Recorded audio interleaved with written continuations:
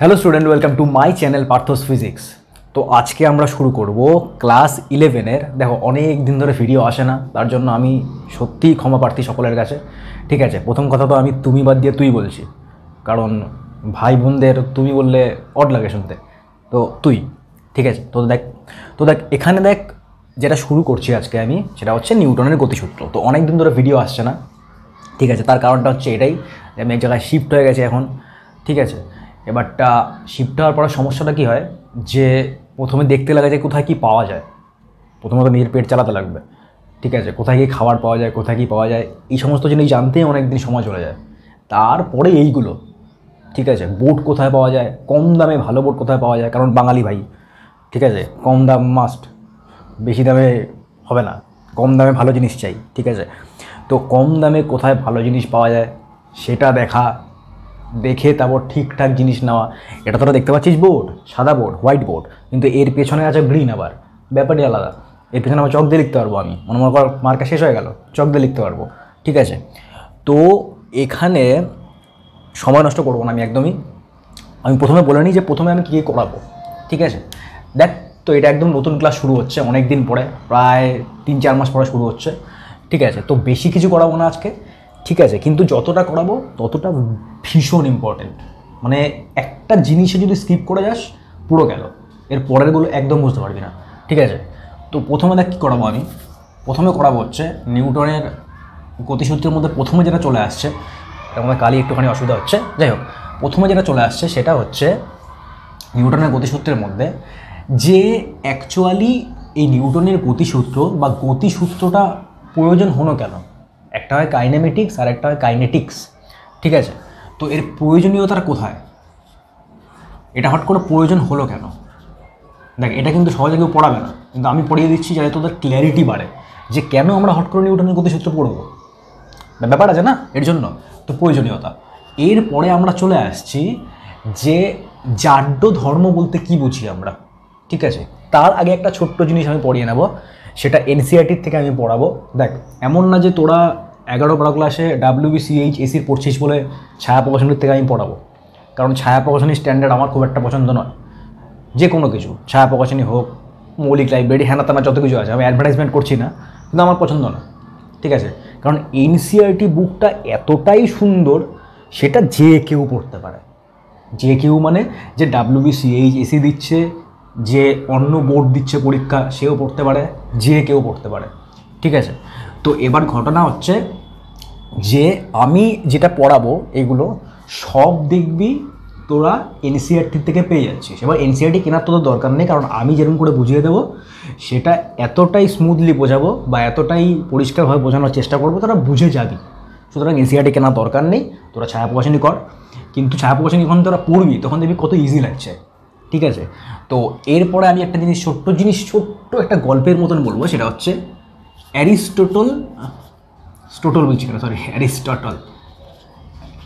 অ্যারিস্টটলের চিন্তা। মানে ব্যাপারটা কি, মানে ব্যাপারটা হচ্ছে এই নিউটনের গতিসূত্র আসার আগে, দেখ, নিউটনের গতিসূত্র এমন না যে নিউটনই প্রথম করেছিল।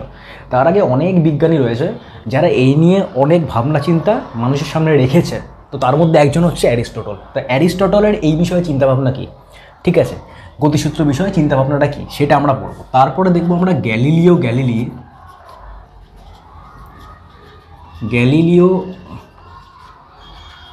গ্যালিলির চিন্তা, ঠিক আছে। Galilei was one of the best scientist ever, okay. এবারটা 4 নম্বরে আমরা চলে আসবো জাড্য ধর্ম। দেখ, এখনও কিন্তু আমরা নিউটনের প্রথম গতিসূত্র ঢুকিনি, ঠিক আছে। এরপর আমরা চলে আসবো জাড্য ধর্মে চলে আসবো।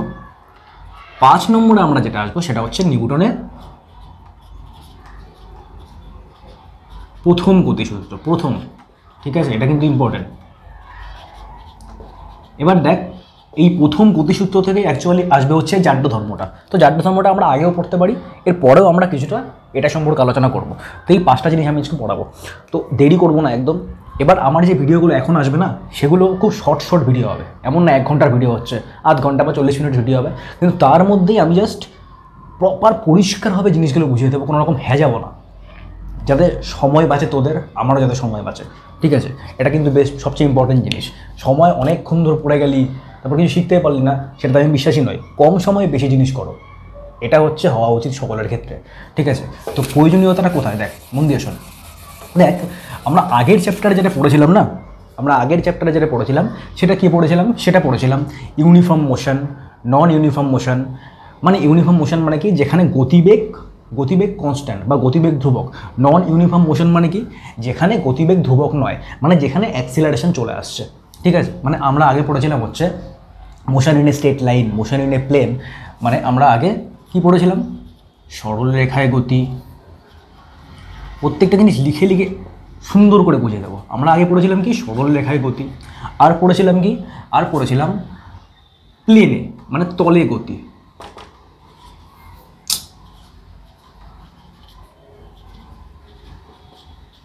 সরল রেখায় গতি পড়েছিলাম, আর পড়েছিলাম তলে গতি, ঠিক আছে? তো এর মধ্যে আমরা কি পড়েছিলাম? এর মধ্যে আমরা পড়েছিলাম ইউনিফর্ম মোশন। একটুখানি হয়তো ইংলিশ চলে আসবে, ওই চিন্তা করার কোনো দরকার নেই।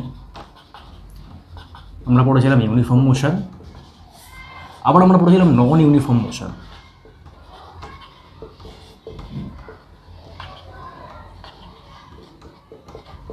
ইউনিফর্ম মোশনে আমরা কি পড়েছিলাম? যেখানে গতিবেগ ধ্রুবক, এখানে লিখে দিই গতিবেগ বা বেগ ধ্রুবক, ধ্রুবক না লিখে লিখি বেগ অপরিবর্তনীয়।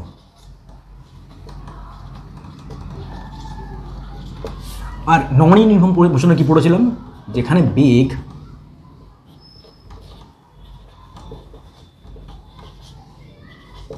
পরিবর্তনীয়, কারেক্ট, ঠিক আছে? এবার দেখ, যেখানে বেগ অপরিবর্তনীয় মানে বেগ চেঞ্জ করছে না, সেখানে অ্যাক্সেলারেশন বা ত্বরণ কী হবে? সেখানে ত্বরণ হয়ে যাবে শূন্য, কারণ ত্বরণ নেই, কোনো বেগ ধ্রুবক তো ত্বরণ নেই। আর যেখানে বেগ পরিবর্তনীয় সেখানে ত্বরণ চলে আসছে কি? সেখানে ত্বরণ চলে আসছে নট ইকুয়াল টু জিরো, ঠিক আছে? তো এই হচ্ছে ঘটনা। এবার দেখ, এই যেটা পড়েছিলাম আমরা, সেখানে শুধুমাত্র জেনেছিলাম ত্বরণ আছে, ত্বরণ নেই, বেগ ধ্রুবক, বেগ পরিবর্তন করছে, এগুলো জেনেছিলাম। কিন্তু এই চ্যাপ্টার আমি যেটা পড়বো সেটা হচ্ছে এগুলোর পেছনে কারণটা কি? বেগ ধ্রুবক তো কেন ধ্রুবক? ত্বরণ হচ্ছে তো কেন হচ্ছে? ত্বরণের মান জিরো তো কেন জিরো? তার মানে এখানে আমরা কি করব? এখানে আমরা এই যে গতিগুলো হচ্ছে, গতির কারণ অনুসন্ধান করার চেষ্টা করব। এর পেছনে কারণটা কি? তো এখানে কি হবে? মানে এখানে আমরা কি হবে? এখানে আমরা ব্যোমকেশ হয়ে যাবো, ফেলুদা হয়ে যাবো। কারণ অনুসন্ধান করব যে এর পেছনে কারণটা কোথায়, কারণটা কি, এটা কেন হচ্ছে এরকম। তো গতির কারণ অনুসন্ধান, এবার আমরা কি করব? গতির কারণ অনুসন্ধান। এটা কিন্তু মোস্ট ইম্পর্ট্যান্ট, ঠিক আছে? এখানে আমরা কি করব? গতির কারণ অনুসন্ধান করব, ঠিক আছে?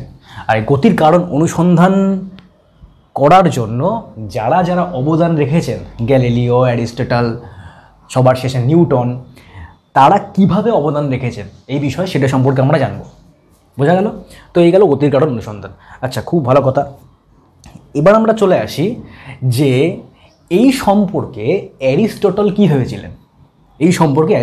ভেবেছিলেন। যে কোনো বস্তু যদি গতিতে থাকে বা কোনো বস্তু যদি স্থির অবস্থায় থাকে, তাহলে পরে সে কেন স্থির অবস্থায় রয়েছে বা সে কেন গতিশীল অবস্থায় রয়েছে, সেটা সম্পর্কে অ্যারিস্টটল তার চিন্তাভাবনা কী করে মানুষের সামনে রেখেছিলেন। তো বোঝা যাক জিনিসটা সুন্দর করে।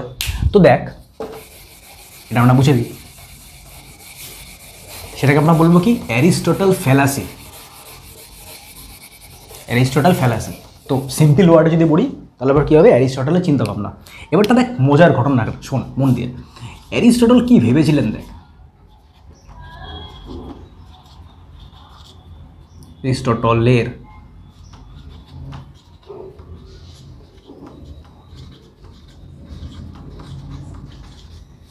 অ্যারিস্টটলের চিন্তাভাবনা এই সম্পর্কে দেখ, উনি বলেছিলেন যে দেখো, যখন কোনো একটা বস্তু গতিশীল অবস্থায় আছে, উনি স্থির অবস্থা সম্পর্কে কিছু বলেননি। উনি বলেছিলেন আচ্ছা, কোনো একটা বস্তু যখন গতিশীল অবস্থায় আছে, তার মানে তার গতির পেছনে কোনো একটা কারণ আছে, তার মানে বস্তুটাকে আমরা বাইরে থেকে কোনো একটা কিছু প্রয়োগ করছি। খুব ভালো কথা। তার মানে বস্তু যখনই গতিশীল হবে, তার মতে বস্তু যখনই গতিশীল হবে তখনই বাইরে থেকে কোনো একটা বল ওখানে অ্যাপ্লাই বা ওখানে আমাকে প্রযুক্ত করতে হবে। কারণটা দেখ, মনে কর কোনো একটা ফুটবল স্থির অবস্থায় আছে, মন দিয়ে শোন কিন্তু, কোনো একটা ফুটবল স্থির অবস্থায় আছে, তো ফুটবলটাকে তুই মারার জন্য এখানে তো লাথি মারতে হবে, এই জায়গাটা লাথি মারতে হবে, তবে ফুটবলটা গিয়ে পড়বে, ঠিক আছে? ঠিক তেমনভাবে মনে কর কোনো একটা ফুটবল তোর কাছে গড়িয়ে আসছে, এবার ওটাকে তোকে থামাতে হবে। কী করে থামাবি? পা দিয়ে থামাবি, ঠিক আছে? তার মানে দেখ, এখানে কি হচ্ছে, যখনই কোনো একটা বস্তু গতিতে যাচ্ছে বা স্থির করতে হচ্ছে, মন দিয়ে শোন, যখনই কোনো একটা বস্তুকে আমার গতিতে যাওয়ার জন্য চেষ্টা করতে হচ্ছে বা যখনই বস্তুটাকে স্থির হওয়ার চেষ্টা করতে হচ্ছে, তখন আমরা বাইরে থেকে কোনো কিছু একটা প্রয়োগ করছি, ঠিক আছে? বাইরে থেকে কোনো কিছু একটা প্রয়োগ করছি, ঠিক আছে? এই যে বাইরে থেকে প্রয়োগ করছি, এটাই হচ্ছে বল। এটা সম্পর্কে আমরা ডিটেলসে জানবো আরও। এই যে বাইরে থেকে আমরা প্রয়োগ করছি, এটা হচ্ছে বল। তার মানে এখানে মোস্ট ইম্পর্টেন্ট, এখন বল ফল ছেড়ে দেয়, বল কী জিনিস না, এগুলো ছেড়ে দেয়।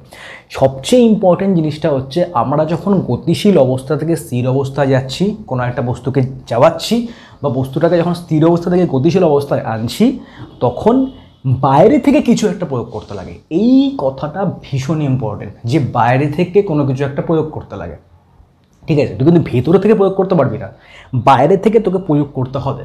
হ্যাঁ, ভেতরে থেকে হয়তো অন্য পদ্ধতিতে কিছু একটা করতে পারিস, কিন্তু বলটা তোকে বাইরে থেকেই দিতে হবে। আমার কথা বোঝা গেল? মনে কর তুই একটা গাড়ির মধ্যে বসে আছিস, ঠিক আছে? গাড়ির মধ্যে তুই অ্যাক্সিলারেটার চাপ দিলি, গাড়িটা চলতে শুরু করলো। তার মানে ব্যাপারটা কি, তুই গাড়ির ভেতরে বসে আছিস, অ্যাক্সিলারেটারে চাপ দিচ্ছিস, তোর মনে হচ্ছে যে গাড়ির ভেতরে বেশ বসে আমি কি করে বাইরে থেকে বল প্রযুক্ত করছি, এখানে তো আমি গাড়ির ভেতরে বসে প্রযুক্ত করছি। কিন্তু দাদা তো বলল যে কোনো কিছুকে চালানোর জন্য বা গতিশীল করার জন্য বাইরে থেকে বল প্রযুক্ত করতে লাগে। তো বাইরে থেকে বলটা কোথায় হলো? আমি তো গাড়ির ভেতরে বসে আছি। দেখ এখানে কি করে হচ্ছে জিনিসটা, সেটা আমি পরে বলবো। তো এর জন্য ভিডিওটা দেখতে হবে খুব মন দিয়ে, বোঝ জিনিসটা, বোঝ। সবচেয়ে ইম্পর্ট্যান্ট জিনিসটা কি, এখানে গতিশীল অবস্থা থেকে, এই জিনিসটা যে লিখছি আমি না, খুব ইম্পর্ট্যান্ট।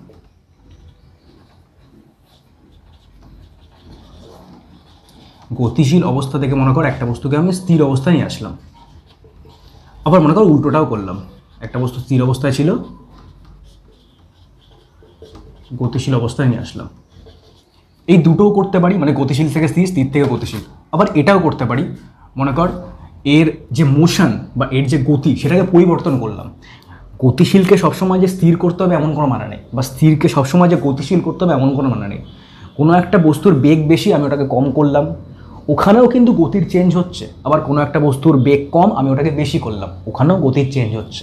তার মানে মধ্যে কথা হচ্ছে এই দুটো তো হতেই পারে, গতিশীল থেকে স্থির, স্থির থেকে গতিশীল। আবার এটাও হতে পারে যে গতির পরিবর্তন। বোঝা গেল? এই তিনটে কেসে আমাকে কি করতে লাগবে, বাইরে থেকে বল প্রযুক্ত করতে লাগবে।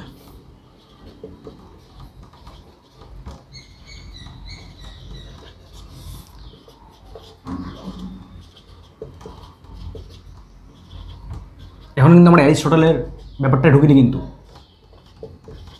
এটা তো ইম্পর্টেন্ট, এটা ভীষণ ইম্পর্টেন্ট। বাইরে থেকে বল প্রযুক্ত করতে হবে বা বাইরে থেকে বল প্রয়োগ করতে হবে। বল কী জিনিস আমরা পড়া দেখছি, প্রথমে সেটাকে বাইরে থেকে হতে হবে, এটা হচ্ছে মুদ্রা কথা, ঠিক আছে? এবার অ্যারিস্টটল কী বলেছিলেন দেখ, অ্যারিস্টটল বলেছিলেন যে যে কোনো গতির ক্ষেত্রে যখন একটা বস্তু গতিশীল অবস্থায় আছে, সেটা ইউনিফর্ম হতে পারে, নন ইউনিফর্ম হতে পারে, যা খুশি হতে পারে, কোনো একটা বস্তু যখন গতিশীল অবস্থায় আছে, তার মানে তার পেছনে কোনো একটা বল সেই গতির জন্য দায়ী। খুব ভালো কথা। তার মানে উনি একটা উদাহরণ দিয়েছিলেন কি, মনে কর আমি একটা তীরধনুক দিয়ে তীরকে মারছি, তীরধনুক দিয়ে তীরটাকে মারছি। তো ওনার কথা অনুযায়ী কি, মানে অ্যারিস্টটলের কথা অনুযায়ী, যখন তীরটা বায়ুতে রয়েছে তখন তীরটা কেন যাচ্ছে, তীরটা কেন যাচ্ছে, কারণ বায়ু পেছন দিক থেকে ঠেলা মারছে। এটা হচ্ছে ওনার বক্তব্য। মন দিয়ে শোন, আমি আবার বলছি, একটা তীরধনুক দিয়ে তীরকে মারলাম, তো আমি টেনে জাস্ট ছেড়ে দিলাম, তারপরে তো আমার কোনো হাত নেই। মন দিয়ে বোঝ, তারপরে তো আমার কোনো হাত নেই। আমি জাস্ট তীরটা যতক্ষণ আমার হাতে আছে ততক্ষণ আমার হাতে তীরটা আছে। খুব ভালো কথা। যখন তীরটা চলে গেল তখন তীরটার গতির জন্য কে দায়ী? তখন তীরটার গতির জন্য দায়ী হচ্ছে বায়ু পেছন দিক থেকে তীরটাকে ঠেলা মারছে, ঠিক আছে? বায়ু পেছন দিক থেকে তীরটাকে ঠেলা মারছে। তো এটা হচ্ছে উনি বলেছিলেন যে বায়ু পেছন দিক থেকে তীরটাকে ঠেলা মারছে, এর জন্য তীরটা চলতে শুরু করলো। খুব ভালো কথা, ঠিক আছে? এবার ঘটনা হচ্ছে অ্যারিস্টটলের বক্তব্য কোথায় মানে ভুলটা ছিল দেখ, কোথায় কন্ট্রাডিকশন ছিল দেখ। তার মানে ব্যাপারটা হচ্ছে যে যদি এরকম হয় তাহলে পরে কী হবে, ওই তীরটা সবসময় চলার কথা, তাই তো? বায়ু পেছন দিক থেকে ঠেলা মারছে, তার মানে তীরটাকে সবসময় চলার কথা। তো তীরটা কিন্তু সবসময় চলছে না। কেন? তীরটা যেতে যেতে যেতে যেতে যেতে যেতে যেতে যেতে এক সময় এর স্পিড কমে যাচ্ছে, স্পিড কমে ওটা মনে করে পড়ে গেল তীরটা। তার মানে এখানে যদি বায়ু পেছন দিক থেকে ঠেলা মারতো তাহলে তীরটা সবসময় চলতো, কিন্তু সেটা তো হচ্ছে না। কারণ বায়ু তো আর এমন করবে না, বায়ুর মধ্যে তো আর হিংসা নেই যে না আমি তীরটাকে ঠেলবো না, আমি এতটাই ঠেলবো তীরটাকে, তারপর আর ঠেলবো না, তারপরে পড়ে যাবে, এমন তো কোনো ব্যাপার নেই। ঠিক আছে, তীরটাকে ঠেলছে বায়ু, তো ও যদি ঠেলে তীরটাকে তাহলে সবসময় চলতে থাকবে তীরটা। তার মানে এখানেই অ্যারিস্টটল যেটা বলেছিলেন সেখানে ভুল ছিল, বিশাল বড় ভুল ছিল। উনি শুধু এটাই বলেছিলেন যে গতির জন্য সবসময় বাইরে থেকে প্রযুক্ত বল প্রয়োজন, গতির জন্য সবসময় বাইরে থেকে প্রযুক্ত বল প্রয়োজন। ঠিক আছে, এটা আমি লিখে দিচ্ছি। অ্যারিস্টটলের যে বক্তব্যটা ছিল সেটা হচ্ছে এমন টাইপের যে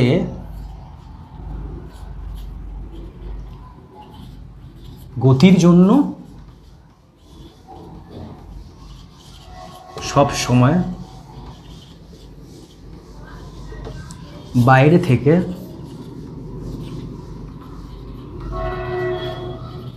প্রযুক্ত বল প্রয়োজন। এবার দেখ এইখানে এই যে গতিটা রয়েছে না, এইখানে এই যে গতিটা রয়েছে সেটা হতে পারে ইউনিফর্ম মোশন, নন ইউনিফর্ম মোশন। মানে তিনি গতিটাকে কিন্তু ডিফাইন করে দেননি যে গতিটা কেমন ধরনের গতি হলে সবসময় বলের প্রয়োজন হবে। তো গতিটা হতে পারে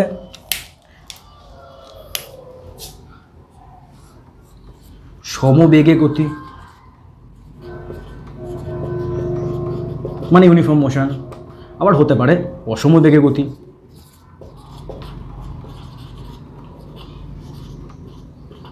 মানে এই দুটো গতির মধ্যে তিনি কিন্তু ডিফারেন্স করে দেননি।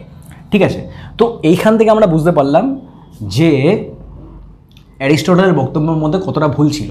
যদি এমনই হতো তাহলে পরে কী হতো, বায়ুটা সবসময় তীরটাকে ঠেলতো আর তীরটা সবসময় যেতে থাকতো, কিন্তু সেটা কিন্তু হচ্ছে না। তারপরে এখান থেকেই বোঝা যায় যে অ্যারিস্টটলের বক্তব্যের মধ্যে অনেক ভুল ছিল। এবার আসলেন সেরা বিজ্ঞানী, তার নাম হচ্ছে গ্যালিলিও গ্যালিলাই, এরকমই টাইপের, গ্যালিলিও গ্যালিলি। ঠিক আছে, এরকম টাইপের নাম। ঠিক আছে, তো উনি এসে কি বললেন মন দিয়ে শোন। তো এখানে আমরা ইনক্লুড করছি হচ্ছে দেখ এগুলো কিন্তু অনেক বড় করে লেখা আছে, আমি কিন্তু বড়োর দিকে যাচ্ছি না, কারণ তোদের আসল জিনিসটুকু বোঝাতে লাগবে। ঠিক আছে, এগুলো পরীক্ষায় আসবে না, এগুলো শুধু হচ্ছে গল্প যে এখানে অ্যাকচুয়ালি পৌঁছালাম কি করে আমরা, নিউটনের গতিসূত্র যে পৌঁছালাম হট করে তো পৌঁছয়নি, অনেক দিন ধরে এরকম হতে হতে হতে হতে হতে হতে তারপরে এখানে আমরা পৌঁছেছি। ঠিক আছে, এবার ঘটনা হচ্ছে যে অ্যারিস্টটলের পর চলে এসেছিলেন আমাদের মহান বিজ্ঞানী গ্যালিলিও গ্যালিলি। তো উনি এসে আমাদের কি দিলেন সেটা আমাদের বুঝতে হইবে।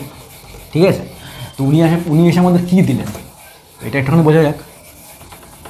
দেখ এরপর আমরা 3 নম্বরে চলে আসছি।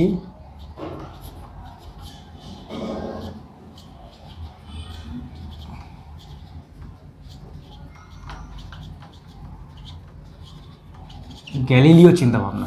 দেখ জিনিসগুলো জানতে কিন্তু এখন বুঝতে কিন্তু আমাদের অনেক সহজ লাগছে, যে কোনো একটা বস্তুকে যখন গতিশীল অবস্থা রাখছি তার পেছনে একটা কারণ আছে, যদি বস্তুটার গতি চেঞ্জ করি তার পেছনেও একটা কারণ আছে। এই জিনিসগুলো এখন বুঝতে কতটা ইজি। দেখ যে আমরা যখন গতি চেঞ্জ করছি তখন তার মানে ত্বরণ চলে আসছে, ত্বরণ আসছে মানে বাইরে থেকে একটা আমি বল প্রয়োগ করছি।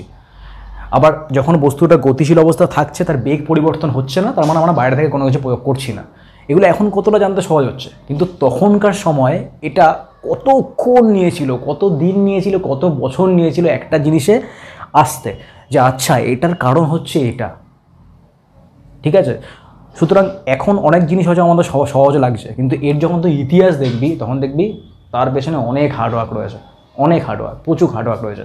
ঠিক আছে, তো চলে আসা যাক গ্যালিলিও চিন্তাভাবনা। গ্যালিলিও কী ভেবেছিলেন দেখ, গ্যালিলিও বললেন যে এখানে কি হচ্ছে না, এখানে যখনই কোনো একটা বস্তু গতিশীল অবস্থায় থাকছে তখন আমাকে দেখতে লাগবে যে গতিশীল অবস্থায় যখন বস্তুটা থাকছে, এখনও কিন্তু আমি আরেকটা জিনিস নিয়ে কথা বলিনি, সেটা হচ্ছে স্থির অবস্থা। স্থির অবস্থা নিয়ে আমি একটুখানি পরে কথা বলছি।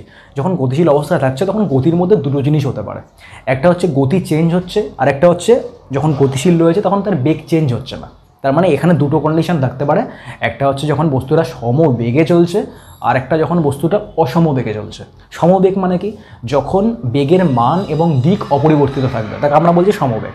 আর অসমবেগ কি, অসমবেগ মানে হচ্ছে মান ও দিক এর মধ্যে একটাও পরিবর্তন হতে পারে, আবার দুটোও পরিবর্তন হতে পারে। তো উনি যেটা বলেছিলেন সেটা দুটোর ওপর প্রতিষ্ঠিত, একটা হচ্ছে সমবেগ, একটা হচ্ছে অসমবেগ। খুব ভালো কথা। তো উনি ওনার গতিশীল অবস্থাকে যেভাবে বর্ণনা করেছিলেন সেটা হচ্ছে এমন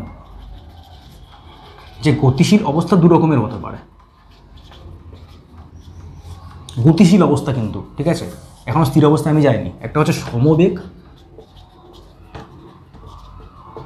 আর একটা হচ্ছে অসমবেগ। সমবেগ মানে কি, সমবেগ মানে হচ্ছে যেখানে বেগের, এগুলো আমরা আসবো, যদিও তোরা পড়ে ফেলেছিস এগুলো পড়ে ফেলেছিস, motion in straight line, motion in plane, সেখানে পড়ে ফেলেছিস। বেগের মান ও দিক অপরিবর্তিত, সেটা হচ্ছে সমবেগ।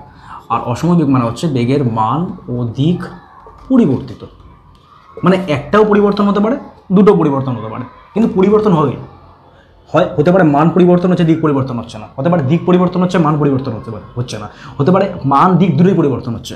তার মানে এখানে কি হচ্ছে, এখানে দুটো পরিবর্তন হতে পারে, একটা পরিবর্তন হতে পারে। তো এই দুটো ঘটনার উপর যখন গ্যালিলিও ফোকাস করলেন তখন দেখলেন যে এখানে কি হচ্ছে না, এখানে উনি একটা পরীক্ষা করলেন। পরীক্ষাটা কি, দেখ মনে কর যখন কোনো একটা বাচ্চা কোনো একটা গাড়ি চালায়, গাড়ির মধ্যে সুতো বেঁধে বা দড়ি বেঁধে টানছে মনে কর বাচ্চাটা, ঠিক আছে, মেঝের ওপর টানছে।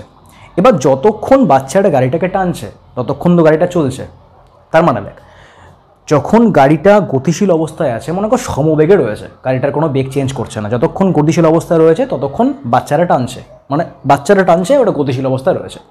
তো এখানে দেখ, এখানে বাচ্চাটা হচ্ছে একটা বাইরে থেকে প্রযুক্ত বল, ও দড়ির মাধ্যমে বাইরে থেকে টানছে আর গাড়িটা চলছে, তো এটা হচ্ছে বাইরে থেকে প্রযুক্ত বল। তো এখানে তো একটা কন্ডিশন ফুলফিল হয়ে গেল যে বাইরে থেকে প্রযুক্ত বল আমাকে লাগাতেই হবে গতিশীল অবস্থা থাকার জন্য, তো বাইরে থেকে প্রযুক্ত বল হচ্ছে। এইবার ও যখন দড়িটা ছেড়ে দিল তখন দেখলো গাড়িটা থেমে গেল, ও যখন দড়িটা ছেড়ে দিল তখন দেখলো গাড়িটা থেমে গেল। তো এবার ঘটনাটা হচ্ছে যে এখানে গাড়িটা থামলো কেন, অ্যারিস্টটলের বক্তব্য অনুযায়ী গাড়িটা চলার কথা, তাই তো। তো গাড়িটাকে থামালো কে, তো দেখ এখানে গাড়িটাকে থামালো হচ্ছে মেঝের যে ফ্রিকশন মানে ঘর্ষণে আমরা আসবো এর পরের চ্যাপ্টারে। মেঝের যে ঘর্ষণ সেটা গাড়িটাকে থামিয়ে দিল, মানে বাচ্চাটা টানছে যেই দিকে ফোর্স অ্যাপ্লাই করছে তার অপোজিট দিকে ফ্রিকশনটা লাগছে বা ঘর্ষণটা লাগছে। তো দেখ ঘর্ষণটা তো সবসময় রয়েছে, এমন তো নয় যে মেঝের ওপর উঠে গেল গাড়িটা, এমন তো না। যখন গাড়িটা রয়েছে মেঝের ওপর তখন ঘর্ষণটা রয়েছে, এবার ও টানছে, ঠিক আছে। এবার মনে কর এই যে গাড়িটা চলছে তার বেগটা হচ্ছে কনস্ট্যান্ট, তার মানে ও ইউনিফর্ম মোশনে রয়েছে বা সমবেগে রয়েছে। তো সমবেগে রয়েছে মানে কি, ও যখন টানছে, যেই বলে টানছে ফ্রিকশন বা ঘর্ষণও কিন্তু অপোজিট দিকে একটা সেম বল লাগাচ্ছে। তার মানে দেখ এখানে কি হচ্ছে, এখানে যে নেট বলটা রয়েছে, নেট বল মানে লব্ধি বল, সেটা শূন্য হয়ে যাচ্ছে। শূন্য হওয়ার কারণে কি হচ্ছে, ওই গাড়িটা কিন্তু ওখান থেকে সমবেগে চলে আসছে। আবার যখন থামিয়ে দিচ্ছে, যখন দড়িটা টানা থামিয়ে দিচ্ছে তখন কি হচ্ছে, তখন ফ্রিকশন তো রয়েছে, কিন্তু যখন আমি দড়িটা টানা ছেড়ে দিলাম বা বাচ্চাটা যখন ছেড়ে দিল দড়িটা টানা, তখন বাইরে থেকে প্রযুক্ত বলটা কোথায় নেই, ফ্রিকশনটা রয়েছে। তো ফ্রিকশনটা কী করবে, গাড়িটাকে থামিয়ে দেবে। ফ্রিকশনের কাজই তাই, গতির বিপরীত দিকে কাজ করা, গতিকে থামিয়ে দেওয়া, এটা হচ্ছে ফ্রিকশনের কাজ। বোঝা গেল? তো এখানে কি হচ্ছে দেখ, একটা গতিশীল বস্তু চলছে সমবেগে চলছে। কতক্ষণ সমবেগে চলছে, যতক্ষণ তার ওপর এক্সটার্নাল ফোর্স বা বাইরে থেকে প্রযুক্ত বল শূন্য হচ্ছে। বাইরে থেকে প্রযুক্ত বল মানে লব্ধি বল। শুধু প্রযুক্ত বল যদি তোরা বলিস তাহলে কিন্তু ভুল হবে, এখানে বলতে হবে লব্ধি বল শূন্য হচ্ছে, এর জন্য ওটা সমবেগে চলছে। খুব ভালো কথা। এবার মনে কর গাড়িটা স্থির হয়ে গেল। তো গাড়িটা যখন স্থির হলো তখন কি হচ্ছে, তখন ওর ওপর না আমার দড়ির কোনো ফোর্স হচ্ছে, না কোনো ফ্রিকশনের ফোর্স হচ্ছে। তো গাড়িটা ওখানে স্থির অবস্থায় আছে, ঠিক আছে। তো এখান থেকে গ্যালিলিও একটা ধারণায় পৌঁছলেন যে যখন কোনো বস্তু গতিশীল অবস্থায় সমবেগে চলে, মন দিয়ে শোন, যখন কোনো বস্তু সমবেগে গতিশীল অবস্থায় থাকে বা যখন কোনো বস্তু স্থির অবস্থায় থাকে, এই দুটো অবস্থা কিন্তু ইকুইভ্যালেন্ট, মানে এই দুটো অবস্থা একে অপরের সঙ্গে রিলেটেড। কেন রিলেটেড? প্রথমে লিখে নিই পয়েন্টটা। আমি পয়েন্টটা তিনি কী বলেছিলেন? পয়েন্টটা বলেছিলেন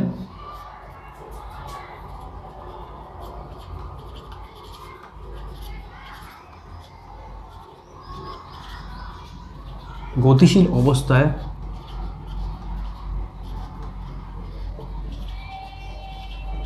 সমবেগে থাকা বস্তু ও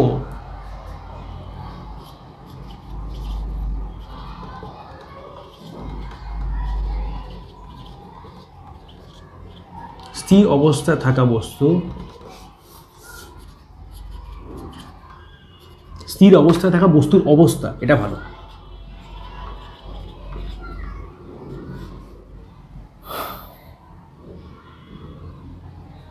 অবস্থা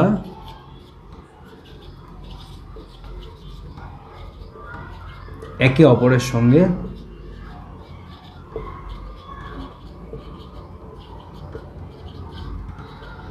সম্পর্কযুক্ত। কী করে সম্পর্কযুক্ত?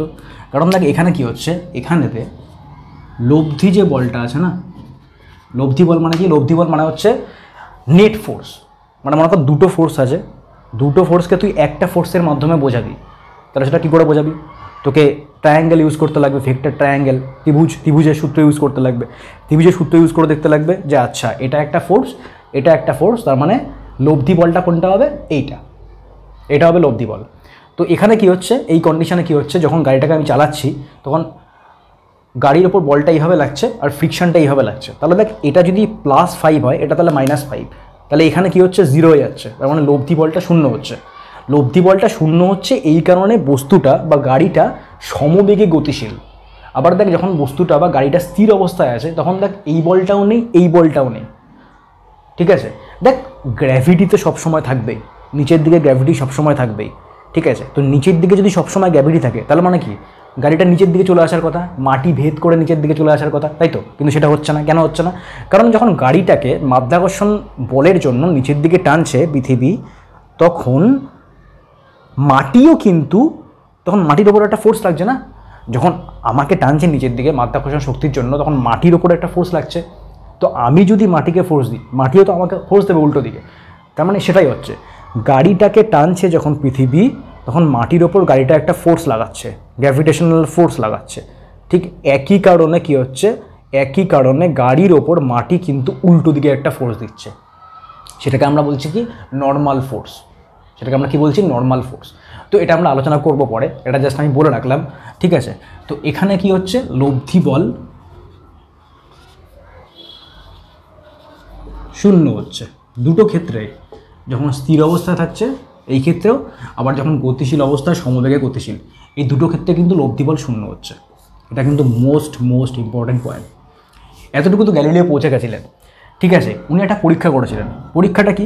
পরীক্ষাটা হচ্ছে তিনি দেখলেন যে তিনি একটা এরকম পাটাতন মতন নিলেন, কাঠের পাটাতন, এটাকে এমন করে হেলান করে রাখলেন, ঠিক আছে? একদম স্মুথ, ঠিক আছে? এর মধ্যে কোনো ফ্রিকশান নেই। দেখো ফ্রিকশান তো থাকবে কিছু পরিমাণ, কিন্তু যথেষ্ট ফ্রিকশান কম। তো কী করলেন, একটা বলকে উনি ওপরের দিকে এরকম করে ছুঁড়ে মারলেন, মানে এই পাটাতন বরাবর ওপরের দিকে এরকম করে ঠেলা মারলেন। আবার কি করলেন, এই একই পাটাতনে তিনি বলটাকে আবার ওপর দিক থেকে নিচের দিকে গড়িয়ে গড়িয়ে এরকম ছেড়ে দিলেন। দুটো পরীক্ষা। আরেকটা কী করলেন, পাটাতনটাকে এমন করে রেখে দিলেন, এমন করে রেখে বলটাকে জাস্ট এমন করে গড়িয়ে এমন করে ছুঁড়ে দিলেন।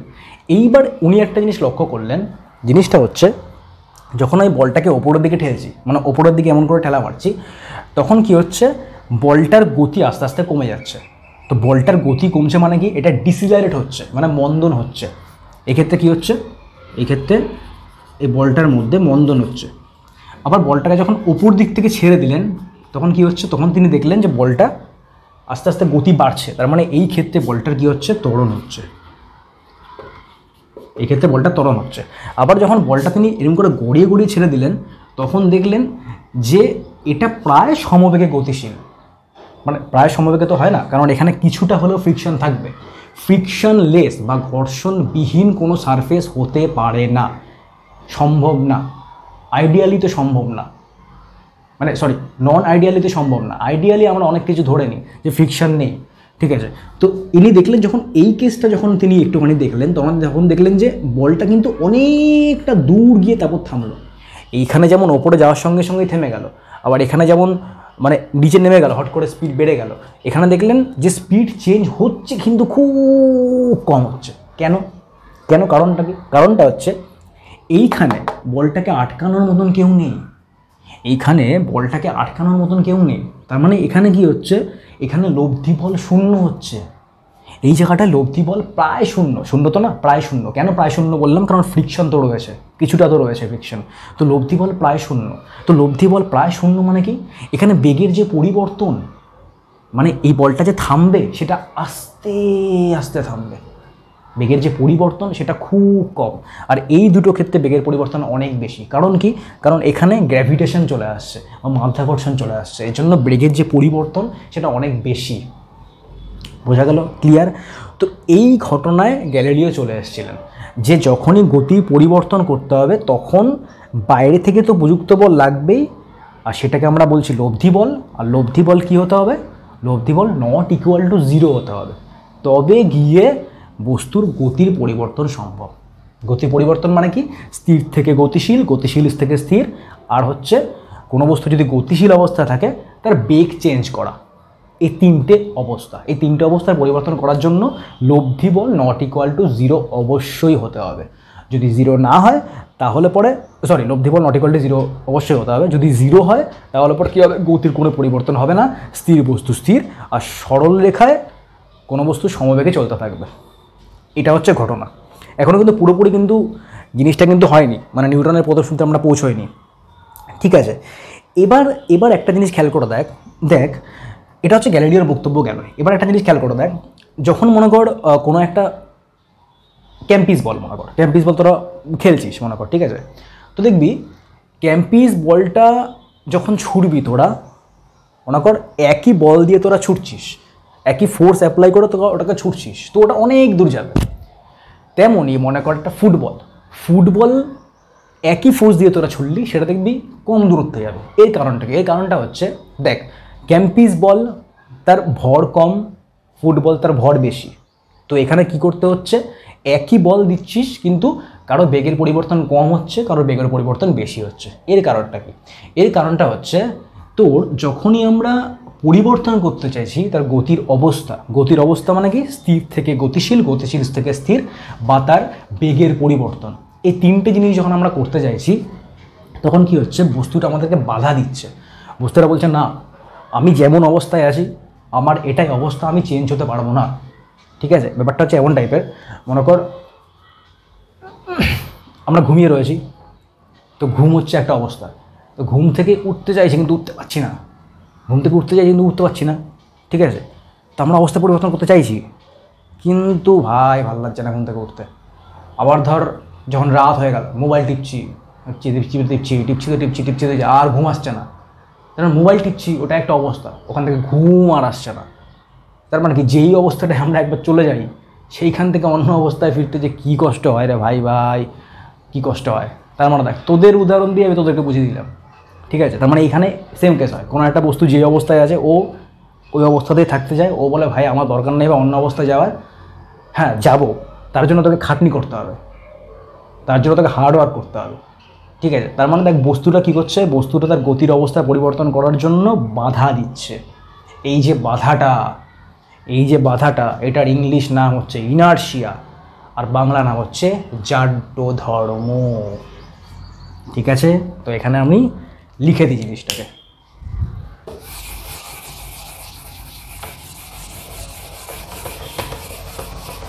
দেখ চলে আসলাম না জাড্য ধর্মে, কেমন মজা। 4 নম্বর পয়েন্টে চলে এসেছি অলরেডি আমরা জাড্য ধর্মে। তো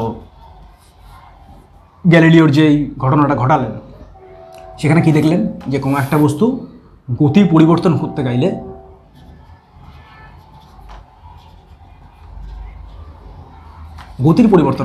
অবস্থার পরিবর্তন অবস্থার পরিবর্তন মানে কিন্তু বস্তুটা প্রথমে কঠিন ছিল, ওটাকে তরল করে দিলাম এমন না, কিন্তু অবস্থার পরিবর্তন মানে হচ্ছে মোশন, গতির পরিবর্তন, স্থির থেকে গতিশীল বা গতিশীল থেকে স্থির, বা তার বেগের পরিবর্তন। এই তিনটে জিনিস মাথায় রাখবি। অবস্থার পরিবর্তন মানে এটা ভাবিস না যে বস্তুটা কঠিন ছিল তরল হয়ে গেল, তরল ছিল গ্যাস হয়ে গেল, এমন না কিন্তু, ঠিক আছে? তো বস্তুর অবস্থার পরিবর্তন করার সময়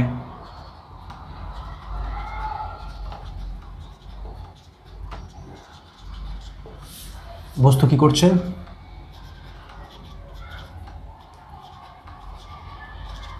বস্তু বাধা দিচ্ছে।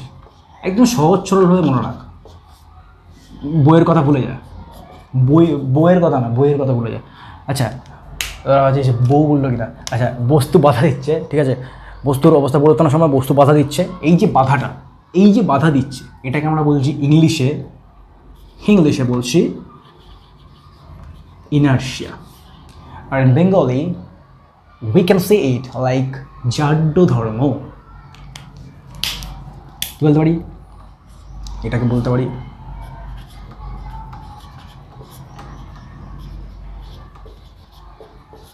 জাড্য ধর্ম। ইনার্শিয়া এর বাংলা মানে হচ্ছে জাড্য ধর্ম, ঠিক আছে? এটা আমরা বলতে পারি, ঠিক আছে? এরপর আছে স্থিতিজাড্য, গতিজাড্য, সেগুলো আমরা পরের ক্লাসে আলোচনা করব, ঠিক আছে? এই জাড্য ধর্ম।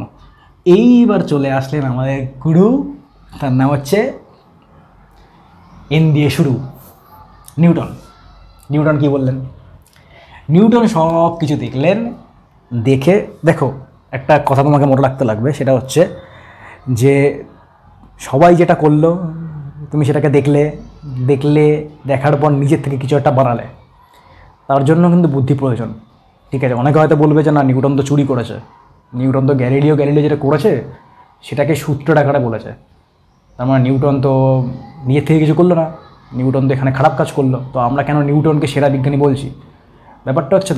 ব্যাপারটা হচ্ছে যখন কোনো একটা বড় বিজ্ঞানী কোনো একটা কিছু করবে, গ্যালিলি নিঃসন্দেহে বড় বিজ্ঞানী ছিলেন, বড় বিজ্ঞানী কিছু একটা করছে, তার যে আর্গুমেন্ট, তার যে কথা, তার যে চিন্তাভাবনা, সেটাকে নিজের মতন করে পেশ করা, নিজের মতন করে বলা, সেটার জন্য হাই লেভেলের আইকিউ চাই, হাই লেভেলের বুদ্ধি চাই। কারণ প্রত্যেকটা জিনিস পুরো একদম পরখ করে দেখা যে গ্যালিলিও যেটা বলেছিলেন সেটা কি সত্যিই বলেছিলেন, সেটা কি সত্যিই, ঘটনাটা কি সত্যিই ঘটছে, আচ্ছা এক্সপেরিমেন্ট করে দেখা যাক।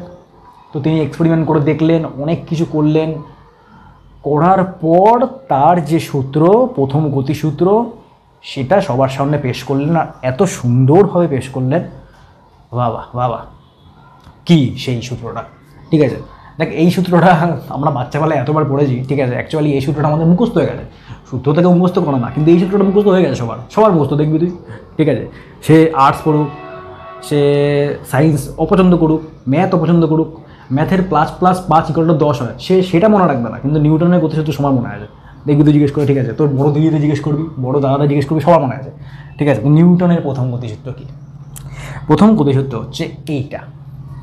সব কিছু কিন্তু করার পর আমরা প্রথম গতিসূত্র আসছি, দেখ এবার তোরা বুঝতে পারবি যে এই যে প্রথম গতিসূত্রটা আমি লিখছি, এখন তোরা বুঝতে পারবি।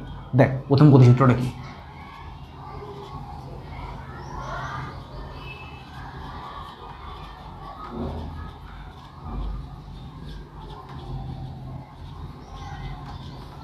প্রথম গতিসূত্র যেটা আমাদের গুরুদেব বলেছিলেন যে বাইরে থেকে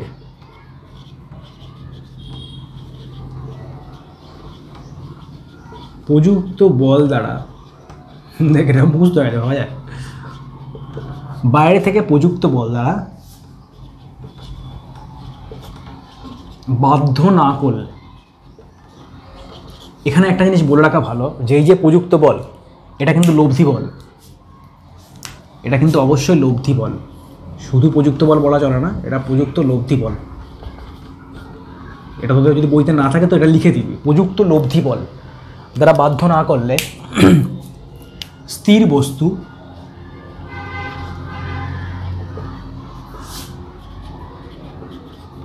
চিরকাল, তুমি যে আমার, চিরকাল স্থির থাকবে, চিরকাল স্থির থাকে এবং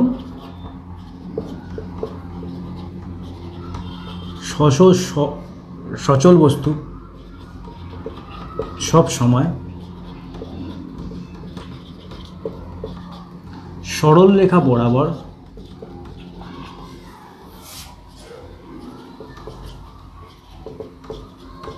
সমবেগে চলতে থাকে। ঘটনা বোঝা গেল, মানে ব্যাপারটা বোঝা গেল। দেখ এখানে কিন্তু সরল রেখা না বললেও চলতো, কারণ সমবেগ মানে কি, তার দিক পরিবর্তন হবে না, তার বেগের মান পরিবর্তন হবে না, তার মানে ওটা সরল রেখাতেই চলছে। ঠিক আছে, তো এটা হচ্ছে প্রথম সূত্র। এখানে সবচেয়ে ইম্পর্টেন্ট জিনিসটা কি, দেখ বাইরে থেকে প্রযুক্ত বল দ্বারা বাধ্য না করলে, মানে লব্ধি বল, তার মানে এই যে লাইনটা সবচেয়ে ইম্পর্টেন্ট, তারপরে তো এগুলো আসছে, এই লাইনটা সবচেয়ে ইম্পর্টেন্ট। তার মানে দেখ কোনো একটা বস্তুর গতির পরিবর্তন করতে হলে আমাকে বাইরে থেকে কিছু একটা প্রয়োগ করতেই হবে, বাইরে থেকে একটা লব্ধি বল নিয়ে আসতেই হবে। লব্ধি বল মানে কি, লব্ধি বল মানে হচ্ছে অনেকগুলো বল রয়েছে, তাদের যে নেট ফোর্স বা তাদের যে ভেক্টরটা আমি বের করছি সেটা হচ্ছে লব্ধি বল। ঠিক আছে, মনে কর যে তোর কোনো একটা নৌকো, ঠিক আছে, নৌকোর ওপর মাঝি বসে আছে, মাঝি বসে ওটাকে এমন করে বৈঠা দিয়ে ঠেলছে।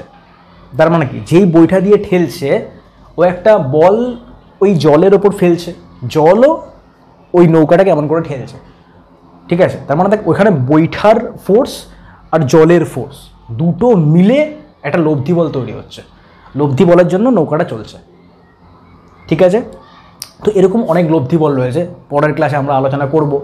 ঠিক আছে, তো এখানে মোস্ট ইম্পর্ট্যান্ট কথাটা হচ্ছে যে চিরকাল স্থির থাকবে এবং সচল বস্তু সবসময় সরল রেখা বরাবর সমবেগে চলতে থাকবে।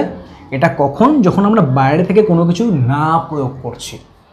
এই যে যেইটা প্রয়োগ না করছি সেটাই হচ্ছে বল। যদি প্রয়োগ করতাম তাহলে পরে জিনিসটা গতি পরিবর্তন হতো, যেহেতু প্রয়োগ করছি না তার মানে গতির পরিবর্তন হচ্ছে না। তো এই যে বাইরে থেকে যেই জিনিসটা যাচ্ছে সেটাই হচ্ছে বল।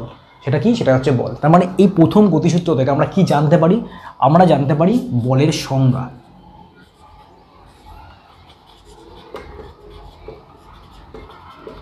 আর কি জানতে পারি, দেখ পরিবর্তন করার জন্য আমার একটা বল প্রয়োজন হচ্ছে, মানে আমাকে কিছু একটা করতে হচ্ছে তার ওপর, গতির পরিবর্তন করার জন্য বা অবস্থার পরিবর্তন করার জন্য। যতক্ষণ না আমি প্রয়োগ না করছি অবস্থার পরিবর্তন হচ্ছে না। তার মানে এখানে অবস্থার পরিবর্তন করার জন্য বস্তুটা কিন্তু আমাকে বাধা দিচ্ছে, রীতিমতন বাধা দিচ্ছে। তার মানে এখানে জাড্য ধর্মও চলে আসলো। অর্থাৎ প্রথম গতিসূত্র থেকে আমরা আরেকটা জিনিসও জানতে পারি, সেটা হচ্ছে জাড্য ধর্ম। এবার জাড্য ধর্ম সম্পর্কে আমরা জানবো পরের ক্লাসে, গতিজাড্য, স্থিতিজাড্য সব সম্পর্কে আমরা জানবো।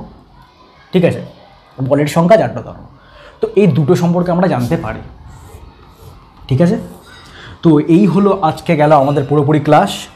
ঠিক আছে, এই গেল আমাদের আজকের পুরোপুরি ক্লাস নিউটনের প্রথম গতিসূত্র পর্যন্ত।